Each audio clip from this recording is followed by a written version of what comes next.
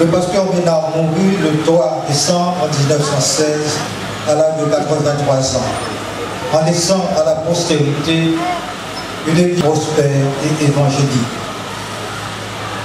Le départ du pasteur Ménard nous mène à une autre étape dans la vie de l'église baptiste de Dondon, la période d'expansion, de consolidation, de récolte, dominée par deux géants baptistes hors série, pasteur Joachim Villefort Eustache et Emmanuel Ménard, 1910 aux années 1960. Pasteur Métélis Ménard a été considéré comme le berger de toutes les églises baptistes. Et l'IMAC a pris à sa mort la supervision des églises placées sous sa juridiction. Et l'IMAC se donna pour tâche de donner une formation pastorale à plusieurs prédicateurs laïcs. C'est ainsi que le pasteur Joachim Villefort Eustache fut ordonné le 13 novembre 1910 au Saint-Ministère, avec pour charge l'église baptiste Salem de Dondon. Né le 18 juillet 1975 à Sainte-Suzanne, appenteur de formation, il se maria à l'une des filles du général Helvétius Ménard, commandant alors de la place du Cap-Haïtien, qui lui avait dit un jour, au passage d'un examen, un jeune homme de votre intelligence devrait embrasser la religion réformée. La lecture de la Bible réformerait votre intelligence. Le pasteur Eustache assumera la desserte de l'église baptiste Salem de Dondon et de Saint-Raphaël. En 1911, lors d'une réunion d'évangélisation en plein air, il fut arrêté, lui et son beau-frère le roi Ménard, et conduit sous forte escorte à pied au Gonaïve, avant d'être relaxé à mi-chemin grâce à l'intervention du pasteur Métélis Ménard. Durant une quarantaine d'années, le pasteur Villefort Eustache a apporté une contribution exceptionnelle et de taille au protestantisme haïtien et a fait progresser l'œuvre de l'église baptiste Salem de Dondon. En 1924, à l'arrivée du pasteur à Gros, il s'affilia à la American Baptist Mission Society. Le pasteur Eustache a appartenu à la génération de l'expansion et de la consolidation du protestantisme, laquelle génération a enclenché entre 1910 et 1930 le décollage pour le grand bond du protestantisme en Haïti. Le pasteur Eustache fut l'une des plus grandes figures protestantes du XXe siècle.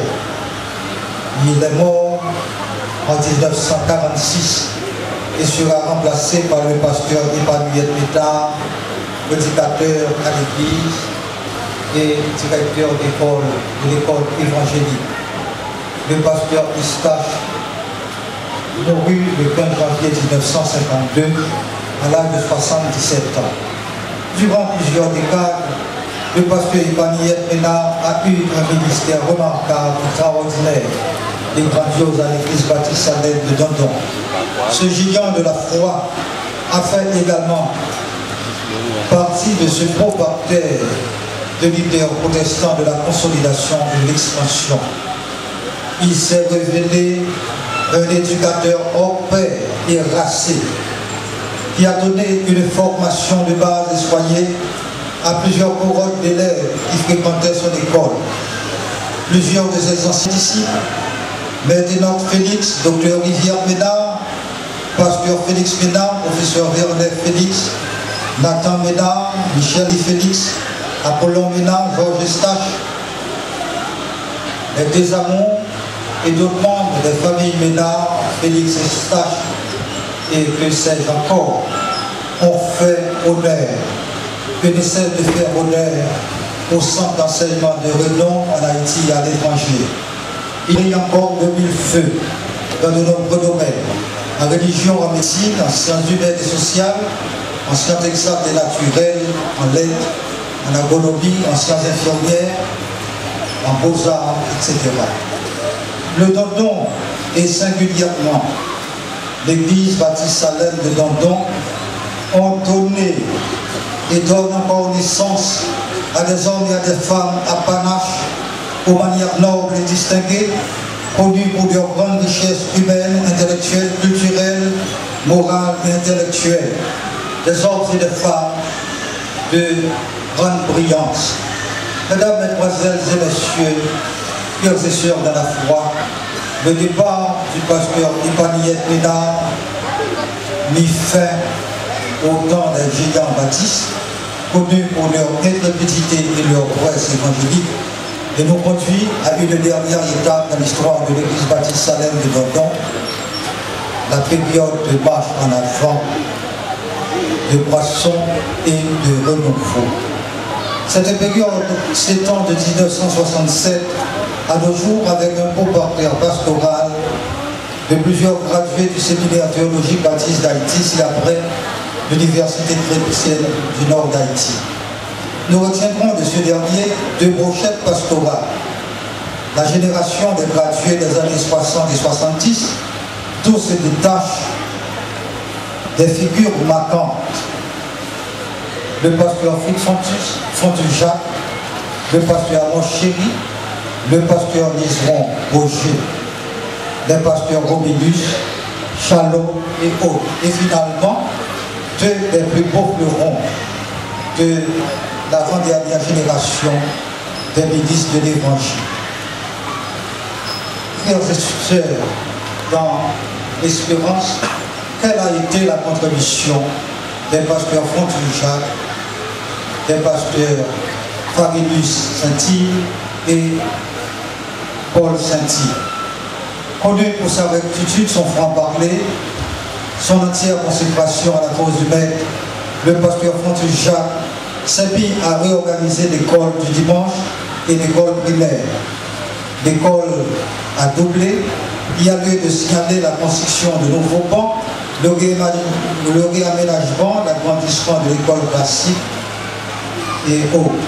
Fontus Jacques a été le premier pasteur à n'être pas originaire de la localité. Le passage du pasteur Fontus Jacques a été le plus progressiste au sein de cette congrégation. Frères et sœurs dans l'espérance, que retenir du long passage de 24 années du pasteur Bourget. Le pasteur Bourget s'est mis en 1975 à la tâche et grâce à l'assistance du Saint-Esprit, le soutien des membres de la congrégation, il a réalisé un travail remarquable et colossal, et surtout grâce au concours des ressortissants de l'étranger. Belle et noble phalange de l'église baptiste Salem de Dondon, en ce jour d'exaltation, d'action de grâce et de louange, il me semble opportun de consacrer un moment aux deux derniers pasteurs qui ont assuré la desserte de la congrégation. Pionnière de l'église baptiste du Dondon, le ministère des pasteurs Farinus Saint-Yves et Paul Saint-Yves. À son arrivée, le pasteur Farinus Saint-Yves a trouvé l'église avec 36 bancs. Le pasteur Farinus Saint-Yves, grâce au concours du docteur Rivière Ménard, a rénové la tribune de l'église, rénové l'église, construit des bancs avec des éponges. Le sanctuaire est doté d'une grande génératrice et d'un système de son. Le pasteur Saint-Yves et ses collaborateurs ont mis sur pied avec l'aide de la Compassion internationale deux projets importants.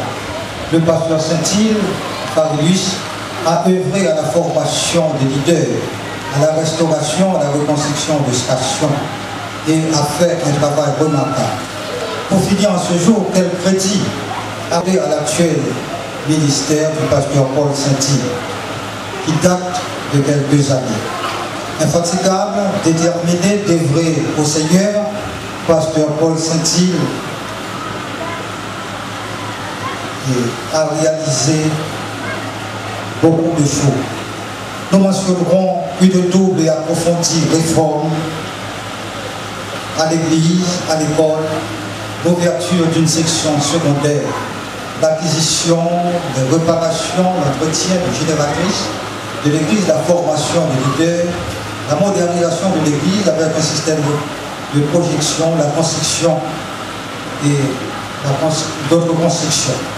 Frères et sœurs, dans l'espérance, si l'église baptiste Salem de Dandon a été et demeure une église pionnière, une église missionnaire, une église phare, une église qui a donné naissance à des églises sœurs ou à des églises filles, si l'église Salem, baptiste Salem de Dandon a nourri des hommes et des femmes de qualité,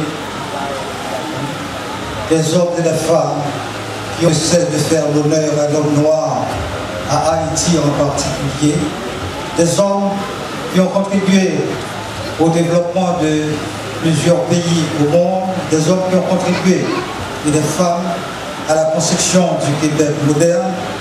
L'église baptiste Salem de Dandon a donné à Haïti, au monde, à l'église chrétienne, de grands musiciens. Nous mentionnerons aujourd'hui le lieutenant David Desamours, ancien maestro de chorale à l'église du Cap Haïtien à Port-au-Prince, ancien chef d'orchestre du Palais National. Nous mentionnerons aujourd'hui Cassius Ménard, l'auteur de Christ est vainqueur. Nous mentionnons bien sûr l'ingénieur Émile Desamours et Napoléon Ménard, deux gloires de la musique haïtienne. Frères et sœurs bien-aimés, l'église baptiste Salem de Dandon a apporté une contribution extraordinaire. Non seulement grâce à l'intrépidité aux presse évangéliques de ses pasteurs, mais au concours, à la vigilance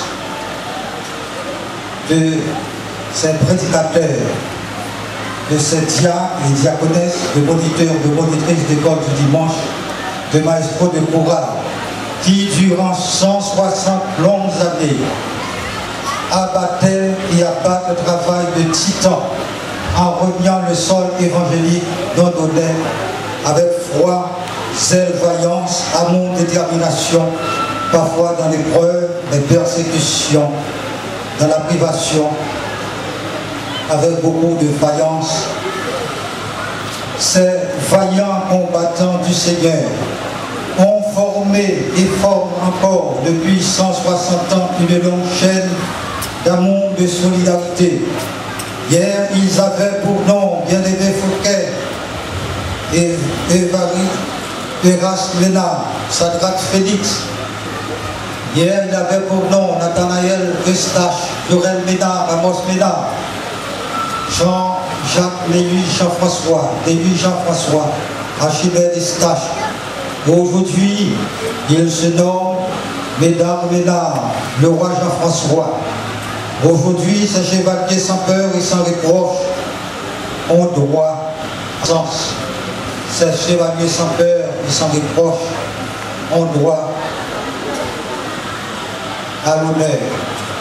Mesdames, mesdemoiselles et messieurs, aujourd'hui, avec beaucoup de respect, nous mentionnerons la mémoire de la sœur Christine Eustache, l'une des filles du pasteur Eustache, mon ancienne monitrice, qui d'une main affectueuse et toute évangélique a guidé avec amour, compassion, vigilance et autorité les pas juvéniles de Nord Félix, de Rivière Ménard, Nathan Ménard, Pétia et Michel Ménard, de Werner Rony, Gérard Félix, de Félix Ménard, de Julien Eustache, de Luc Nair et de René Lorian, de Josué de Charles Romain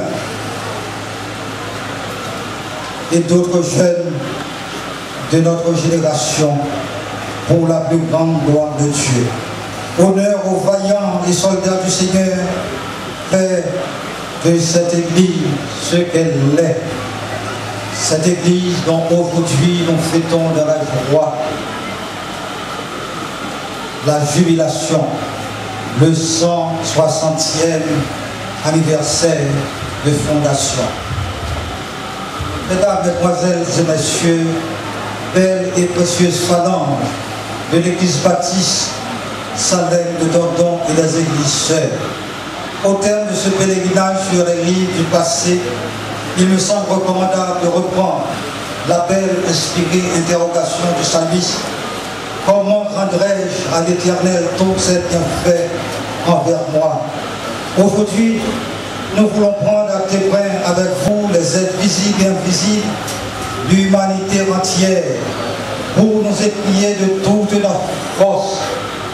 Montagne, morne, plaine, rivière, fleuve, mer, océan, hommes, femmes, jeunes, enfants et vieillards, peuple, nation de la terre, terre, lune, étoile, louez le Seigneur, louez le Très-Haut, louez-le dans toute l'étendue de sa puissance, louez-le pour ses refaits, louez-le pour sa grâce infinie, pour ses compassions sans bornes, louez-le avec toutes sortes d'instruments de musique, louez-le avec nos voix à gorge déployée.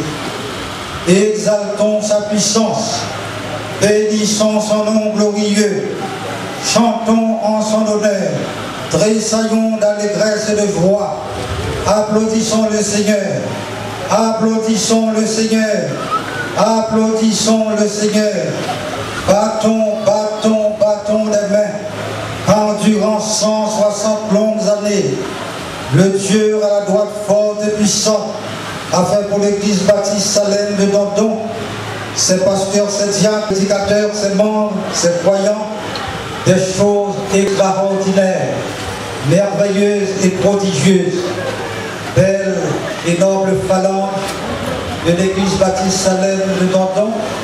Disons aujourd'hui, Ebenezer, Ebenezer, jusqu'ici l'Éternel nous a secourus, nous sommes dans la joie.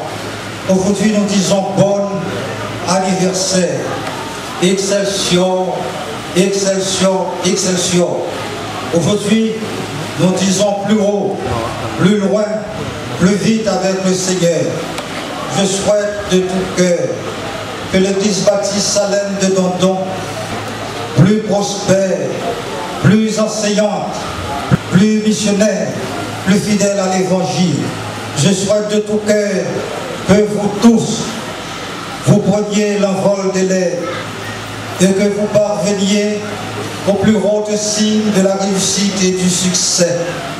Je souhaite de tout cœur que vous ayez la splendeur de l'olivier et la magnificence de Carmel.